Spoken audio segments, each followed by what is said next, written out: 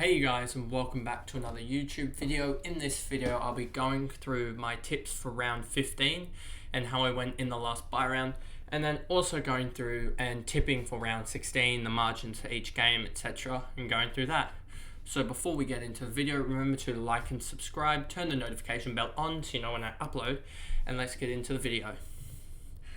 As you can see here, round 15 kicked off with the Geelong versus Melbourne game. I initially predicted Melbourne. I don't know why I predicted them.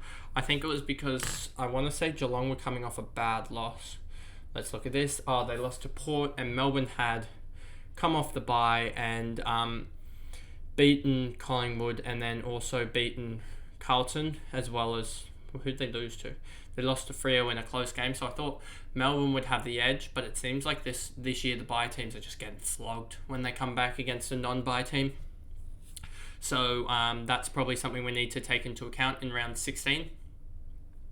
But yeah, I predicted Melbourne by 17. They lost by 15, so I was 32 points off, again ruining my margin. Then we have the Lions versus St Kilda. I predicted Brisbane in a close game this one. I predicted them by 12, and they ended up winning by what? Is that 28? I believe, yeah, 28. So Brisbane ended up winning, which was a good sign to get a tip right, get the round going. I thought it would be I don't know why I predicted Brisbane by 12, because Brisbane seem to either lose or absolutely smoke an opposition. They don't seem to win the close ones. Someone's probably going to come out with a stat saying that observation is completely wrong. But from my perspective, I don't remember them winning too many close games. They seem to, because they're high scoring, they seem to be able to blow teams out. And St Kilda aren't really the biggest scoring team, so I don't know why I predicted Brisbane by 12. I think it was more so because I didn't know if Brisbane would win in general.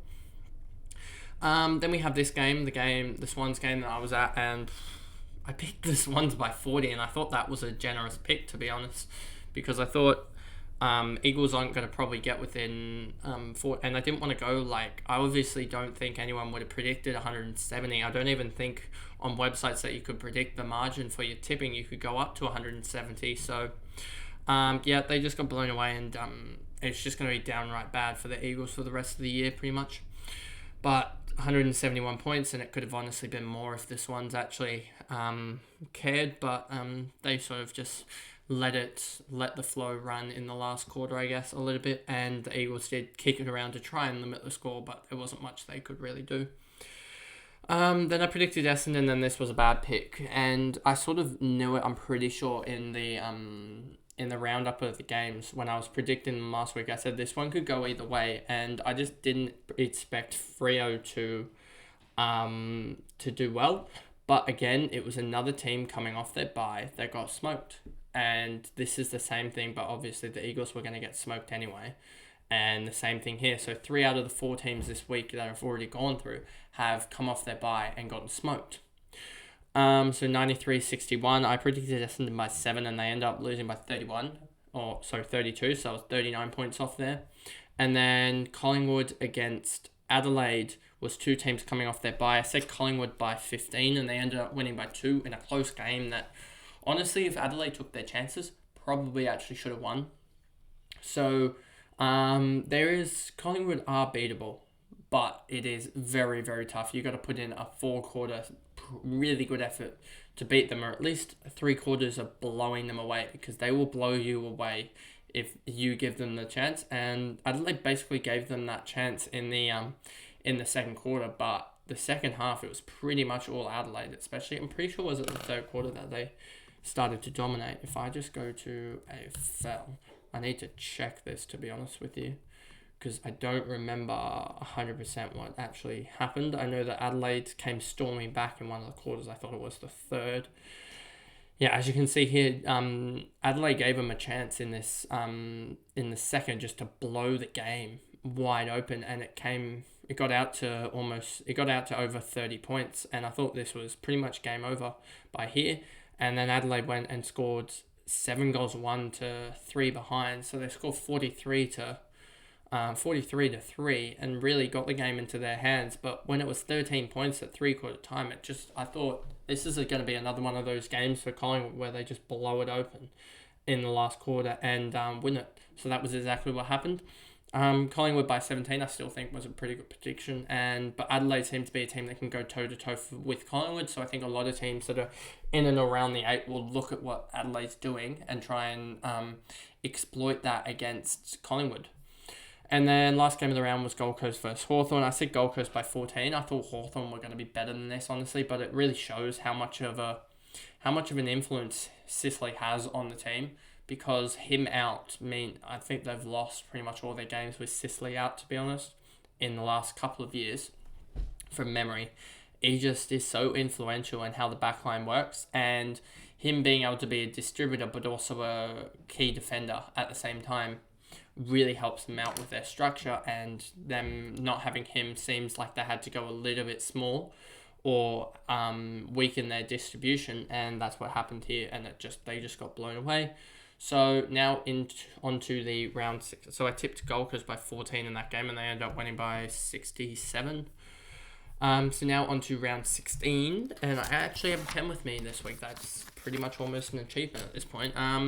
So tonight we've got Brisbane versus Richmond, and I think Brisbane win this game. I do think Richmond is getting better, but we've seen with their lineups. If I go here, I'm pretty sure I can go quickly here.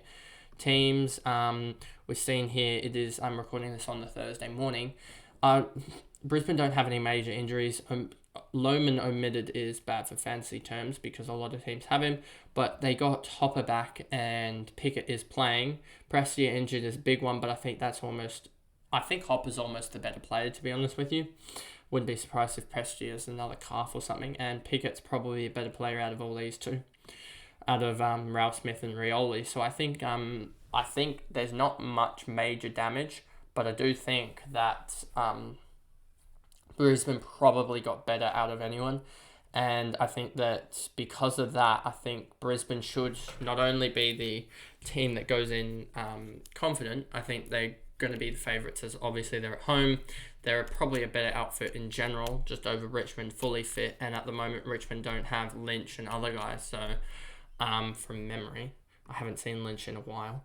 Yeah, they're playing Trent Cotchin on ball's an interesting one, but Dusty Martin and forward line, that's interesting. But I think Brisbane win this one by 29 points. So we go here, we type the margin in, there we go. Swans versus Geelong, I think the Swans can actually win this game. Geelong have a big line of injuries, and I think Dangerfield's still out. If we go to this and we go to AFL injuries, I should have had these pop-ups all before, but we'll do it. Where's Geelong? Geelong, Cameron, Segler, Clark, Conway, Guthrie, Kruger, Simpson. Radicalier and Dangerfield are huge returns, but I think Cameron being out really, really, really, really helped the Swans. It will really help the Swans because it means that they don't have to. They can have Tom McCartan on Hawkins. They can have if Francis plays, they can have him on them. They can have Rampy on him. They can almost put two guys on him, and then just have a guy filter back like a Campbell from the midfield, and him filter back and cover off one of the smaller defenders, etc. Because I think Cameron being out disrupts the system a lot for Geelong, and I think that could help the Swans dramatically. As if we look at the Swans now, it's a lot shorter, the injury list. Franklin, I expect to probably be back. McCartan will be back. We saw Heaney, McDonald, Mills all return, and McCartan played in the VFL, pretty much meaning that he'll be back this week. Franklin could also be back, and Will Hayward will be back as well. So if we look at the teams, if I go from the teams from round 15, I think you'll see Swans. You'll see probably you'll probably see a Marty dropped. You'll probably see also, if they're gaining back, you'll also see probably where is he? Francis. You'll see Clark probably dropped as well. I don't think you will see Sheldrick dropped, because I expect you'll see Hayward as well as Hayward, Buddy, and McCartan come back in. I think you'll see the three come back in. It'll be Clark, Francis, and Amadi that probably go.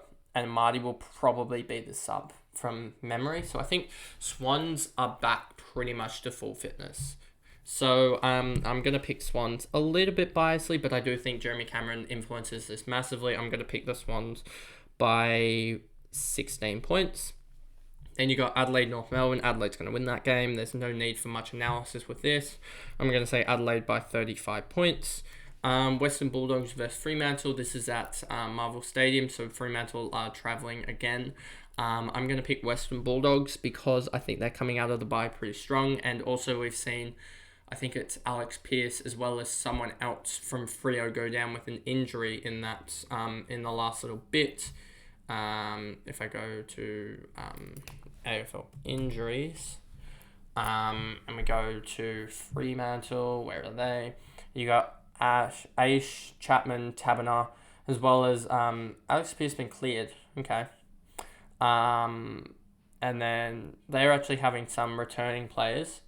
And so it looks like they'll have pretty much everyone, but I think players returning after a week, they're not going to be the strongest returning from an injury, and I think Western Bulldogs with Bont will drag them over the line, so I'm saying Western Bulldogs by 11 points. Gold Coast versus Collingwood. Collingwood win that.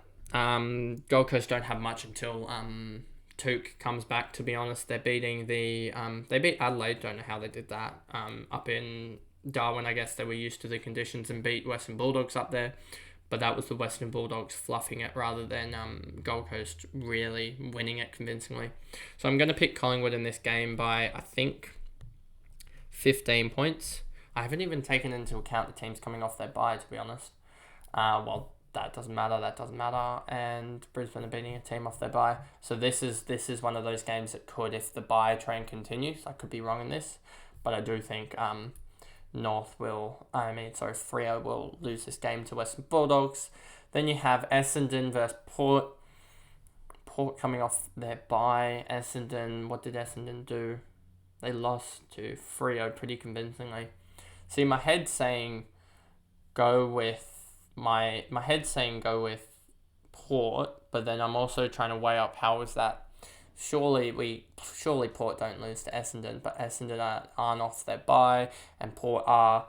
So I'm still going to go with Port, and I'm going to say Port by, how much is Rosie and Butters going to flip this? 22 points, I'm going to say. And then you've got Hawthorn, Carlton. We still have 3 games to go, wow. Hawthorn, Carlton. Carlton, I think, are going to win this game. It's Hawthorn, Carlton coming off their bye. Hawthorn aren't. I think Carlton still get it done because I think they're just the better side in general over Hawthorn, and I think the Sicily factor is really going to factor into this game.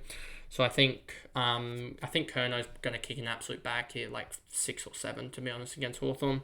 I think Carlton are going to win this one by 22 points. Then you got Melbourne versus GWS. Melbourne not off their bye, GWS off their bye. I think Melbourne are going to win this one, even without Clary, by 34 points. And then you've got St Kilda versus West Coast, and St Kilda are going to win this one. And I'm going to put a big margin, even though they're probably not going to win it by that much. I'm going to say St Kilda by 65 points. So that's my tips for the round. Let me submit my tips, and then I'll go over back to this screen. That's my tips for the round, and I'll see you guys in another video. Thanks, guys. Goodbye.